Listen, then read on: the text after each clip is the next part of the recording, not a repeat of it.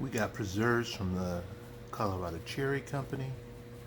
We got the Simply Jif creamy peanut butter. Normally I like the chunky peanut butter, but you know, we're gonna go the creamy today. I think that'll fit a little bit better with the beer selection there. And of course the Sara Lee 100% whole wheat. Alright, let's see how this goes. Should be just about another minute here. We're all ready. Alright, the peanut butter got a little meltier than I thought it would, because obviously you don't have to cook it as long as cheese, but I have a feeling this is going to be pretty good. Okay, time to give this a shot. Let's see, got this thing right here. Whew. Yeah, a little messy. Actually, not too bad. I was worried the bread would be soggy, but it's actually really crisp.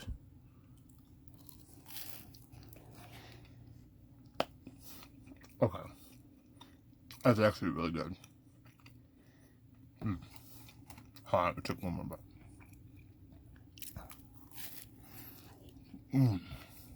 Okay. Yeah. That'll do it. Let's see how this goes with it.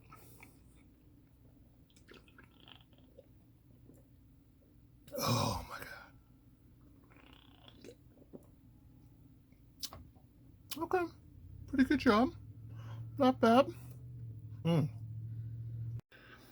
definitely got to put the phone down for this next part. We're pretty messy over there. Okay. Thoughts overall? Ooh. It was pretty good.